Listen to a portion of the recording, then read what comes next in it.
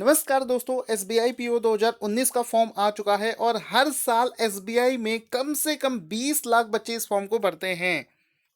और साथ ही साथ में इस एग्ज़ाम में कंपटीशन भी बहुत हाई होता है। तो यहाँ पर मैं आपको एक चीज़ बता देना चाहता हूँ, अगर आप पहले अटेम्प्ट में ही इस एग्ज़ाम को क्वालिफाई करना चाहते हैं तो फिर इस एग्ज़ाम का पूरा एग्ज़ाम पैटर्न एग्जैक्टली क्या है वो आपको पता होना चाहिए।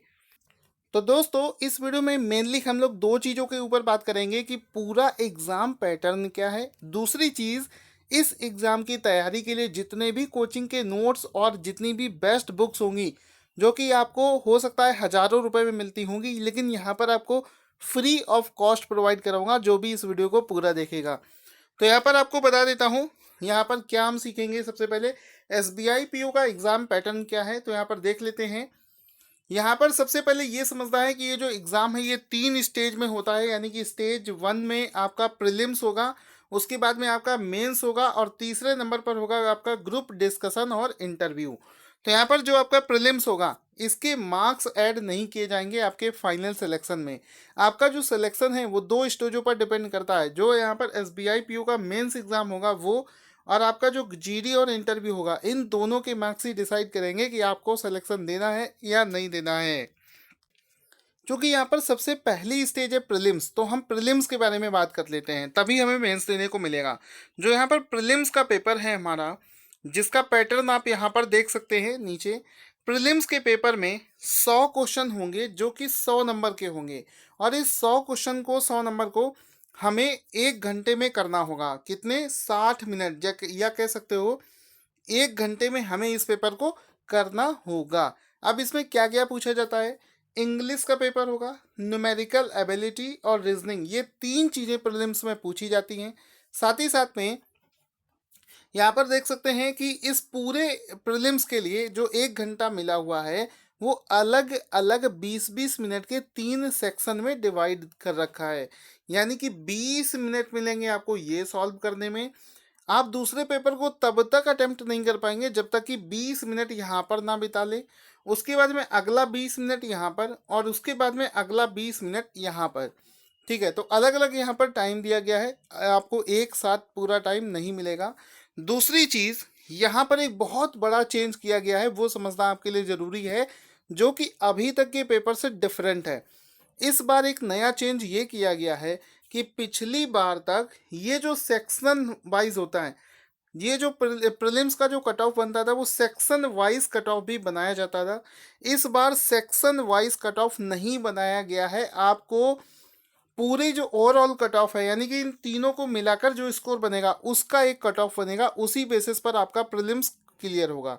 ठीक है, तो ये डाउट क्लियर कर देना, इस बार सेक्शनल कट ऑफ नहीं है, आपको क्यूमुलेटिव स्कोर से ही कट ऑफ डिसाइड किया जाएगा। ठीक है, तो यहाँ पर जो भी बच्चे प्रीलिम्स को क्वालिफाई कर लेंगे वो जाएंगे मेंस के लिए। यहाँ पर आपको दिखा देता हूँ, साफ साफ लिखा है there will be no sectional cut off. और यहाँ पर जो मेंस के लिए बच्चे बुलाए जाएंगे वो 10 times of number of vacancies के बुलाए जाएंगे। जितनी हर कैटेगरी में वैकेंसी होगी उसके 10 गुना ज़्यादा बच्चे बुलाए जाएंगे। इस वजह से प्रीलिम्स में भी अच्छा स्कोर करने की कोशिश करना, अदरवाइज आप ऐसा ना हो कट ऑफ तो क्वालिफाई हो लेकिन फिर भी आपको मेंस के लिए ना बुलाया जाए। तो यहाँ पर देखो मेंस एग्जाम में क्या होगा, एक चीज़ और ध्यान देना, प्रीलिम्स में भी आपका नेगेटिव मार्किंग 1/4 रहेगा। अब चूंकि यहाँ पर बात आती है मेंस की, तो मेंस में आपसे 4 चीज़ें पूछी जाएंगी। सबसे पहले तो reasoning, data analysis, banking awareness और जनरल लैंग्वेज। तो ये सॉरी इंग्लिश लैंग्वेज। तो यहाँ पर ये 4 जो चीज़ें पूछी जाएंगी, 200 नंबर का पेपर होगा, 155 क्वेश्चन आपको करने होंगे, 45, 35, 40, 35, और हर एक सेक्शन के लिए आपका जो टाइम है वो भी पहले से ही डिसाइडेड है, वो टाइम इसके सामने आपका लिखा हुआ है।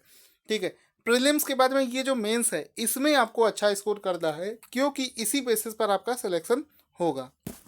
ठीक है, तो इसमें देखो प्रीलिम्स, यहाँ पर एक चीज़ समझना है, जो हमारा मेंस का पेपर होगा वो 2 स्टेज में होता है। एक तो ऑब्जेक्टिव होगा, दूसरा होगा डिस्क्रिप्टिव। ऑब्जेक्टिव का पैटर्न मैंने आपको ये दिखा दिया। जैसे ही ऑब्जेक्टिव पेपर खत्म होगा उसी दिन तुरंत आपको डिस्क्रिप्टिव पेपर भी दिया जाएगा। डिस्क्रिप्टिव पेपर अगले दिन नहीं होगा, किसी और दिन नहीं होता है, उसी दिन जिस दिन आप मेंस का पेपर दोगे उसी दिन डिस्क्रिप्टिव पेपर होगा। डिस्क्रिप्टिव पेपर जो होगा वो 50 नंबर का होगा, जिसके लिए आपको 30 मिनट दिए जाएंगे। वहाँ पर ऐसे राइटिंग का पेपर आपका लिया जाएगा, जिसके बेसिस पर आपका यहाँ पर मेंस में ऑब्जेक्टिव प्लस डिस्क्रिप्टिव मिलाकर एक मेरिट बनाई जाएगी। अगर आप यहाँ पर मेंस में क्वालिफाई होते हैं तो आपको ग्रुप डिस्कशन और इंटरव्यू के लिए बुलाया जाएगा, जिसमें 20 नंबर आपका जीडी के लिए और 30 नंबर आपका इंटरव्यू के लिए रखा जाएगा। तो कुल मिलाकर अगर देखा जाए तो आपका मेंस जो फाइनल सिलेक्शन है वो प्रीलिम्स के मार्क्स नहीं ऐड होंगे, मेंस के और इंटरव्यू के मार्क्स जोड़कर जो मेरिट बनेगा उस बेसिस पर आपका सिलेक्शन होगा। यहाँ पर आपको बता देता हूँ कि आप इस पूरे एग्ज़ाम की अगर तैयारी करना चाहते हैं और फ्री में इसका पूरा स्टडी मटेरियल लेना चाहते हैं जो कि मार्केट में है हज़ारों रुपए का, तो आपको क्या करना है, आपको सिर्फ टेलीग्राम पर टारगेट स्टडी IQ चैनल को ज्वाइन करना है, जहाँ पर आपको ये मटेरियल दिया जाएगा। सबसे पहले तो गूगल प्ले स्टोर पर जैसे व्हाट्सएप चलाते हो वैसे ही आपको टेलीग्राम ऐप डाउनलोड करना है, अपना मोबाइल नंबर डालकर इसको चालू करना है, फिर आपको सर्च बार में जाकर सर्च करना है टारगेट स्टडी IQ। जैसे ही आप सर्च करोगे वहाँ पर एक चैनल मिलेगा जिसको आप ज्वाइन कर लोगे। ज्वाइन करते ही आपको वहाँ पर मटेरियल दिया जाएगा। तो इसके अलावा आपके मन में कोई डाउट है तो कमेंट करना ना भूलें।